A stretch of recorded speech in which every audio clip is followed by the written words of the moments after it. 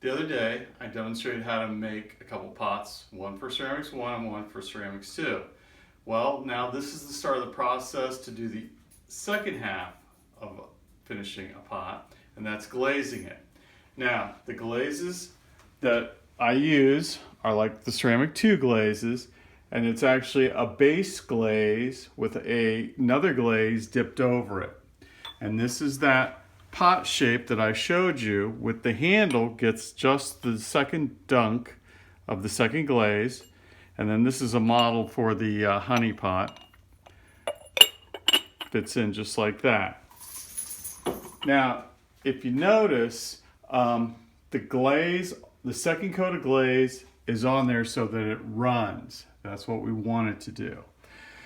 This is my Monet glaze. These are just combinations of our regular Amico glazes. I broke this handle, so I'm trying to repair it with kintsugi. Still a work in progress. This one we call Surf, Rachel Red, Izzy's Mix, can't remember this one, and then this is Lindsay's Green. So now to begin this process, here are our bisque fired pots. And I just brought them in and set them up here. We put them down here. I've got a bucket of just water. So what I usually do is, I know how dusty my garage is, so I will squeeze all the water out of a sponge and just take a damp sponge just to dust them off a little bit. But I won't dust the foot because I'm going to put wax on there and I want to seal moisture in. The wax will burn off. Put my pot on the banding wheel. Now, I showed you that fancy foot. If you notice, here's the flat part, and then here's that bevel. Our glaze, if we do it right, will run down and stop right at this line. This bevel is actually the safety margin. Now, what I'm going to do is use something called wax resist. When you get wax resist, it's settled like this, so you need to shake it up so that it turns all one color.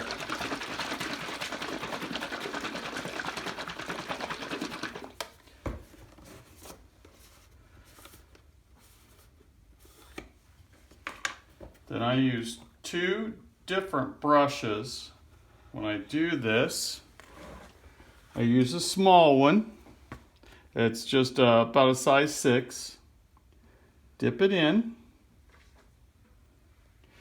And then I brace my arm against my elbow.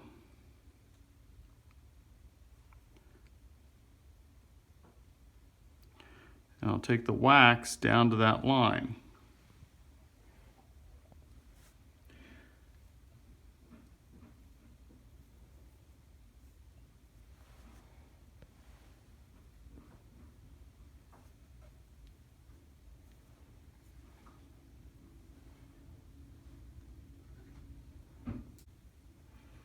Now, once I've got that line down, I take a larger brush and just go over the bottom. You only need to do 1 coat of wax resist, but you have to be very careful not to get it anywhere else on your pot, because the glaze, when we apply the glaze, will not stick to the wax. In the kiln, the wax will burn off and therefore not have your pot stick to the kiln shelf. Then I set my pot upside down on my shelf and I move on to the next full. Not to get the wax on your pots. If you notice, I've got a jar here at home that says wax brushes. These brushes live in here so no one uses them for anything else. And that is how you wax the bottom of a pot. Okay. If you think about our pieces that we did, we threw the bowl, we bisque fired the bowl, we waxed the foot, and now we're going to do our first dip. Now the reason I dip my glazes is because it gives me a level of consistency I can't get with a brush, and I'm only using 12 different glazes that I mix in combination. So it's much easier. At school we've got 40 or 50 glazes. Now, the tools I'm going to use are dipping tongs. We're going to use paint or plaster stir. Because I'm kind of running low on glaze, I'm going to use the little one. Then to make it easier, I've got this set of stainless steel bowls. I'm going to put my glaze in here and dip my piece, hold it, let it drain, and show you how to get an even finish on it, then put it back on the wear board. So why don't we get our glaze out?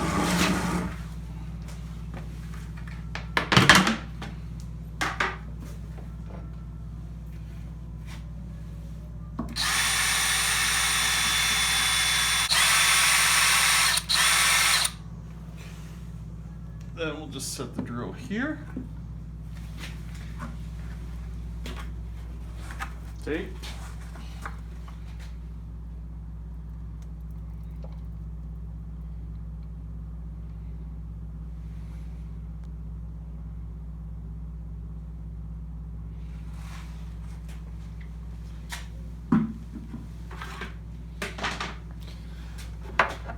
Take my dipping tongs.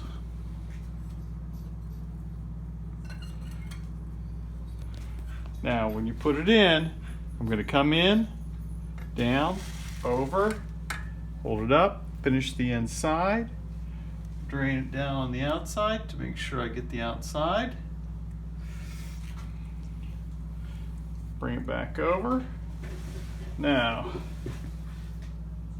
I'm getting it off the foot. As I tilt it up, it comes off the foot. And then I keep rotating it to get a nice even coat. If you notice, see the drips here on the back? It's almost chasing them around the lip. And that way you kind of know you're getting a nice even coat on your piece.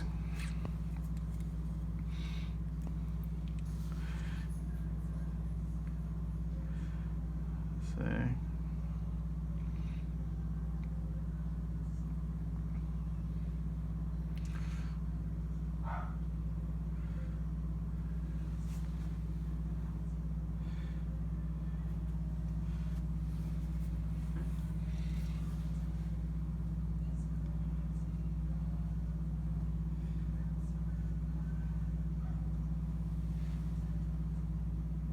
Also trying to get it off the foot in the back as much as possible.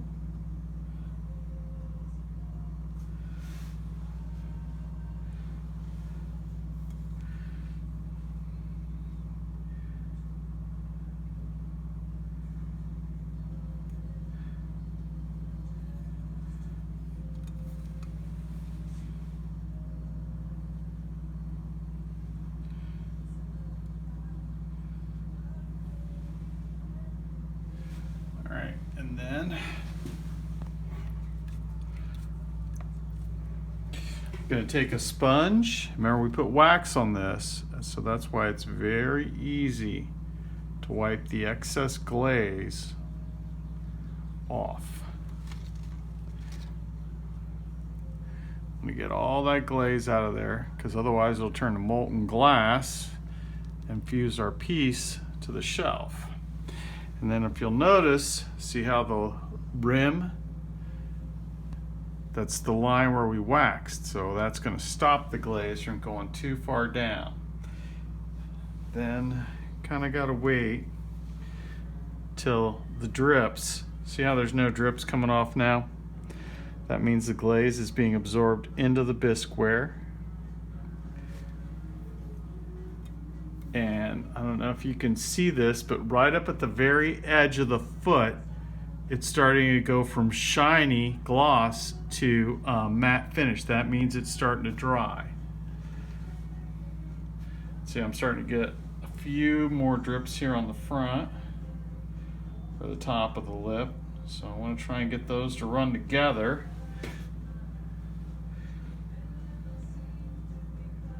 And get off there.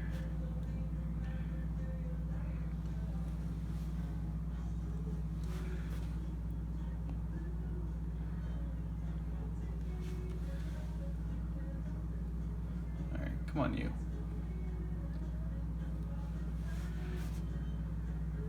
Of course, there'd be a pesky one while we're filming.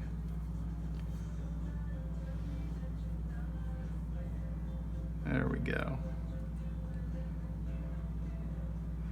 Come on. Now what I'll do is tilt the pot this way so that that drip will end up on the inside.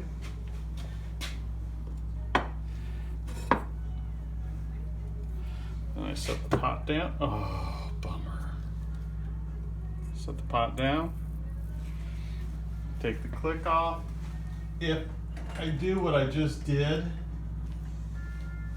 I can just take a paintbrush and come over here and just tap where it bumped the bucket.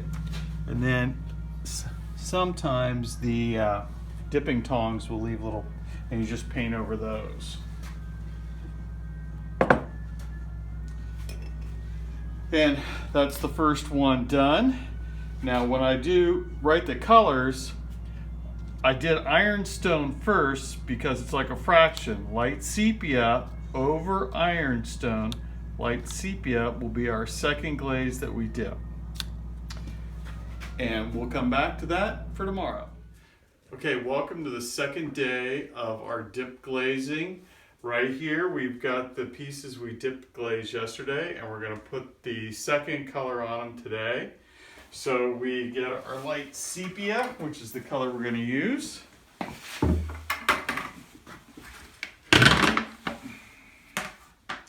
Take it.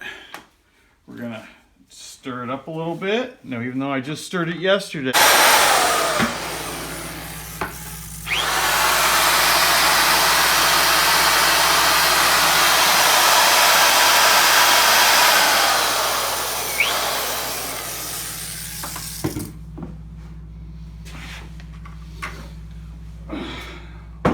Now, yesterday I poured the glaze into a small bowl, but that was so I would be able to do the whole piece.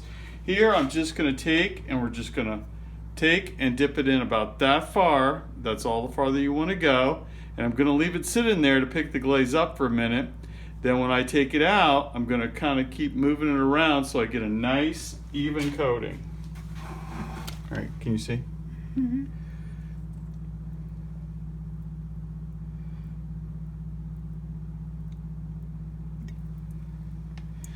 Okay, let me turn it this way so you can see. And now we get the drips off the sides. And I'm going to turn it so we can get a nice even coating.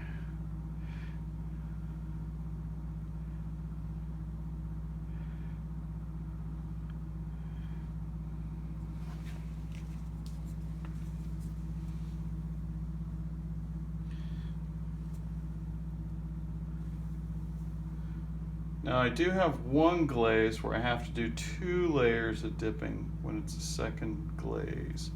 But for the most part, one will do the job and look great. But this is an experimental glaze that we're doing. So I don't know what's going to happen. It'll be fun to find out.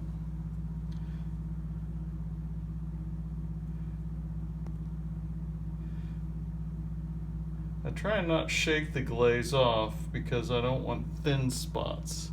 Remember, you're putting a coating on that's going to melt, so you want material on there. Then as it gets to the end, see how there's just one drip? Oh wait, there's 2.